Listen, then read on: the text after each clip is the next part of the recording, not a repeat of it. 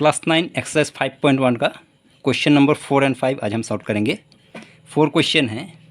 If a point C lies between 2 points A and B such that A C equal B C then prove that A C equal half A B.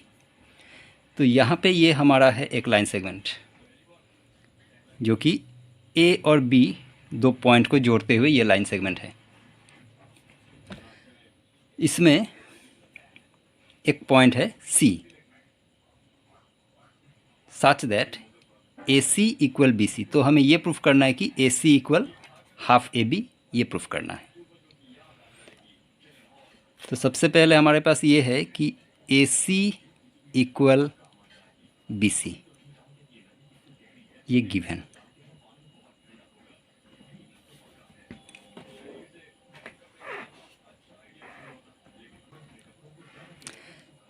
फिर A C plus B C equal A B. A C and B C दोनों का अगर हम add करें तो हमारा ये line segment A B आ जाएगा। फिर इसको हम इक्वेशन 1 करते हैं। ए C plus A C, A C plus A सी मैं क्यों लिख रहा हूँ? क्योंकि इक्वेशन 1 में हमें बताया गया है कि ए सी इक्वल बी सी, यानी कि ए सी और बी सी इक्वल है। तो बी सी और ए सी अगर इक्वल है तो बी सी को सब्सटीट्यूट करके मैं ए सी भी लिख सकता हूँ। तो इसलिए बी सी को सब्सटीट्यूट करके मैंने यहाँ पे ए सी लिख दिया।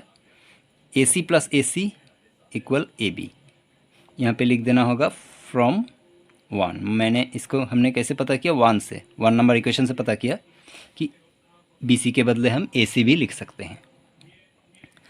अब यहाँ पे ए सी प्लस ए सी यानी कि 2AC हो जाएगा। 2AC equal A B. अब 2AC यहाँ पे AC के साथ 2 मल्टीप्लाई है, मल्टीप्लिकेशन फॉर्म में है, तो फिर इधर जाके डिवाइड फॉर्म में आ जाएगा। फिर यहाँ पे आके 1/2 हो जाएगा, 1/2 A B. AC equal half A B, ये हमारा प्रूफ हो गया। अब चलते हैं क्वेश्चन नंबर 5। क्वेश्चन नंबर 5 में ये कह रहा है कि in question 4 point C is called a mid point of line segment A B. Prove that every line segment has one and only one mid point. जैसा कि ये क्वेश्चन नंबर 4 से ही रिलेटेड है। क्वेश्चन नंबर 4 में जिस तरह से हमने ये प्रूफ किया कि A C equal half A B, तो क्वेश्चन नंबर 4 में ये कहा गया था कि ये जो ए C equal half A B है, इसका मतलब ये सी एक्चुअल में ए बी का मिड पॉइंट है। तो हमें ये प्रूफ करना है कि किसी भी लाइन सेगमेंट का एक ही मिड पॉइंट हो सकता है, कोई दूसरा मिड पॉइंट नहीं हो सकता।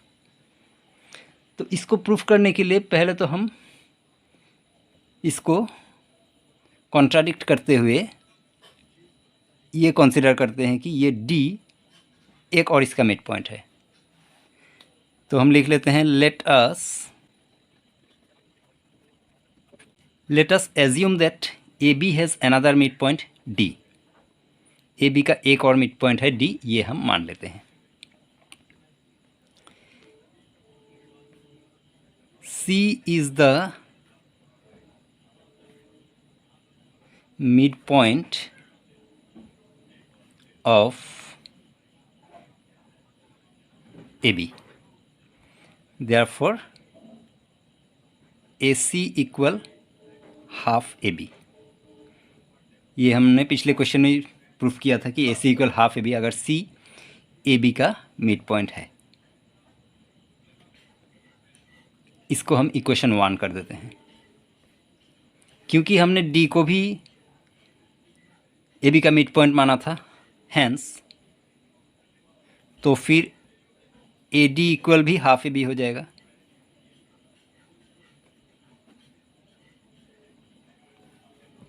अगर सी मिड पॉइंट होने पे ए C equal half A B हो सकता है, तो डी मिड पॉइंट होने पे ए डी इक्वल भी हाफ ए बी होगा।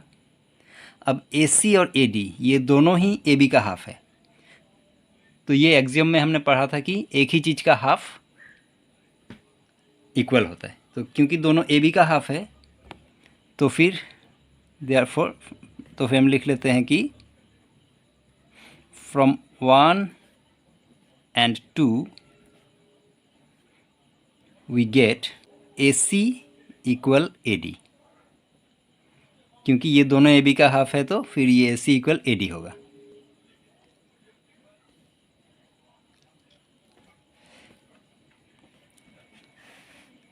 तो अगर AC इक्वल AD होगा तो ये तभी पॉसिबल है जब C और D दोनों एक ही पॉइंट पे होगा, क्योंकि अगर AC इक्वल AD होगा अलग पॉइंट पे होगा तो दोनों इक्वल कभी नहीं हो सकता है। तो फिर इसको हमें इस तरह से लिखना होगा,